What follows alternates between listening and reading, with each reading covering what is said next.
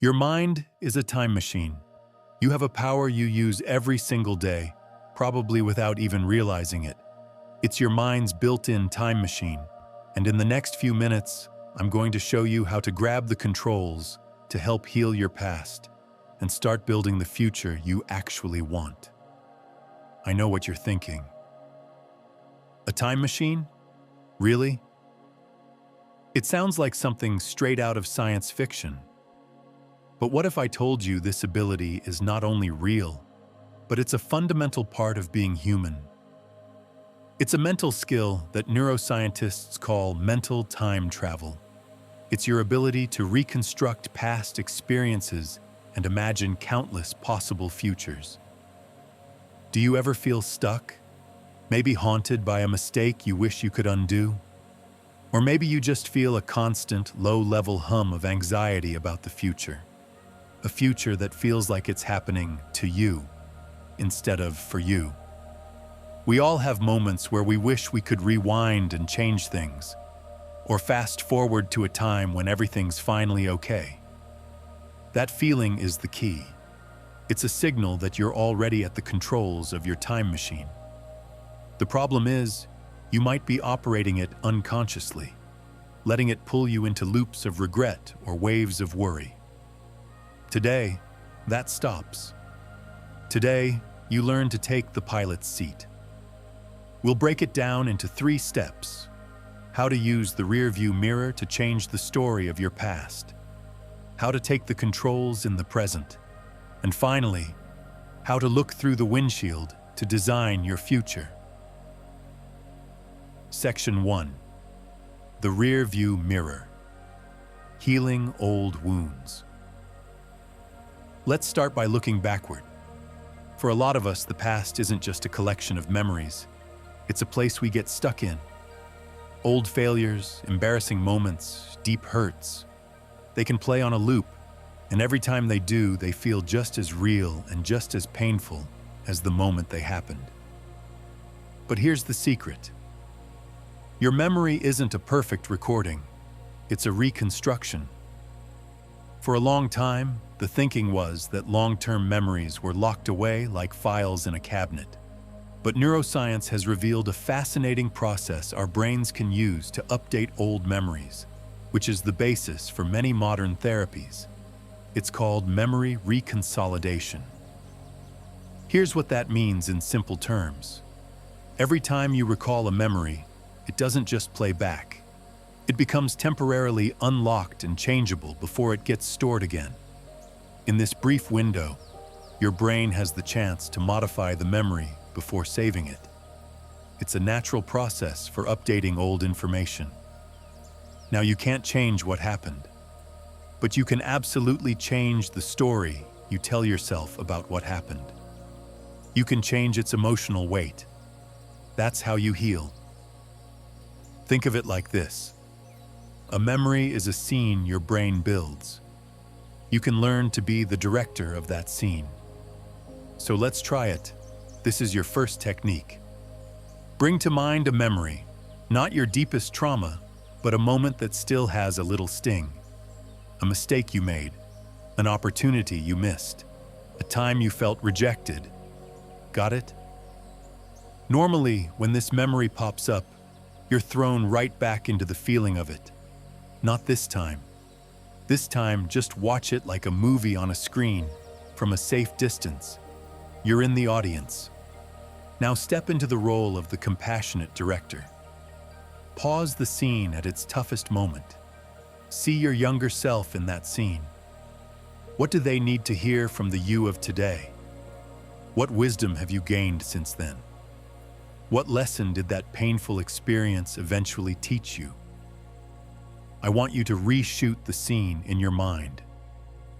Walk into that memory and give that piece of wisdom to your younger self. Tell them, this feels huge right now, but you're going to get through it. This will teach you resilience. Or, this rejection isn't about your worth. It's a redirection to something better. Infuse that old, painful memory with new, powerful emotions of compassion and understanding. Feel it. Then, let the scene fade. What you've just done isn't denial. It's a form of mental reframing inspired by the principles of reconsolidation. You've taken an old memory, and when you refiled it, you attached a new emotional tag. You've started to rewrite the story, not by changing the facts, but by changing the meaning. This is the first step to taking your power back from the past. Section 2. The Control Panel. Taking charge in the present. Now that we've glanced in the rearview mirror, let's talk about the most important part of this time machine, the control panel. And that control panel only exists in one place, right now, in the present moment. The present is your point of power.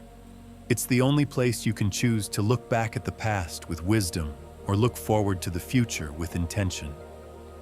If you aren't in control of your present, you're not in control of your time machine. It's on autopilot, driven by old programming and external triggers, yanking you between past anxieties and future worries. This is where the ancient practice of mindfulness becomes a modern superpower. Being present means pulling your awareness out of the unconscious time travel that rules our days and grounding it in the now. So when you feel that pull, that spiral of regret about yesterday, or that rising panic about next week, you need a circuit breaker, a way to disengage the autopilot and grab the controls. Here's your second technique. It's a simple grounding exercise you can do anywhere, anytime. It's called 5-4-3-2-1. The moment you feel yourself drifting or spiraling, just stop. And gently, in your mind, name 5 things you can see right now. My laptop, a coffee mug, a plant, my own hands, a book. 4 things you can physically feel. The pressure of my feet on the floor, the fabric of my shirt, the cool surface of the desk, the air on my skin. 3 things you can hear. The hum of the computer, a distant car, the sound of my own breath. 2 things you can smell. The faint scent of coffee, the smell of the room. And 1 thing you can taste. The lingering taste of toothpaste, or just the neutral taste in my mouth. In 30 seconds, you have pulled your entire consciousness out of the abstract timeline in your head and anchored it firmly in physical reality. You've returned to the control panel. This isn't about suppressing thoughts. It's about choosing when to engage with them. From this grounded, present state, you're in command. You get to decide if a trip to the past is for healing or if a trip to the future is for designing. If this is starting to make sense and you're feeling like you really can be the pilot of your own experience, do me a quick favor and hit that like button. It's a small click that sends a big signal that this is resonating, and it helps more people find the keys to their own time machines. Now, let's get to the fun part. Building the future. Section 3. The windshield. Designing your desired future. We've worked on healing the past and grounding ourselves in the present. Now, it's time to look through the windshield. This is where we stop letting the future happen to us and start actively designing it. This is the practice of visualization, but not in some vague, wishful thinking way. This is targeted mental rehearsal. Here's a stunning scientific insight.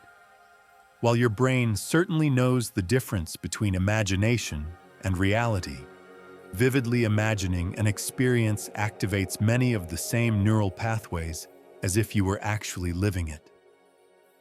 When you mentally rehearse a future event, with rich sensory detail and emotion, your brain begins to strengthen those neural circuits, a process known as neuroplasticity. You're essentially priming your brain for that reality.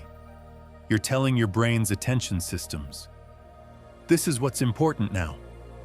Pay attention to anything that helps us get here. It's about creating what I call a future memory.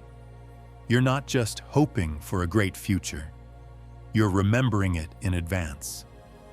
This is a powerful form of future thinking, where you mentally simulate events about yourself. So let's build your first future memory. Here's your final technique. Pick one specific, meaningful goal you want to achieve in the next 6 to 12 months. Don't be vague, like be happier. Be specific. Is it landing a new job, running a 5K, moving to that city you've been dreaming about? Now close your eyes. We're going to travel forward to the moment just after you've achieved it. Not during the struggle, but in that moment of celebration and relief right after you've done the thing. I want you to build this scene with all your senses. Where are you? What do you see? Look around. Are you in a new office with a great view? Are you crossing a finish line with people cheering? Are you unpacking the last box in a sunlit apartment? Make the colors pop. Who is with you? Is someone congratulating you? Or are you alone, just soaking it all in? What do you hear? And most importantly, this is the absolute key. How do you feel? Don't just think about the feeling. Generate it in your body right now. Feel that surge of pride. Feel that deep sense of accomplishment. Feel the relief washing over you. Feel the joy expanding in your chest. Anchor that feeling. This elevated emotion is the magnetic signature that helps draw that experience to you.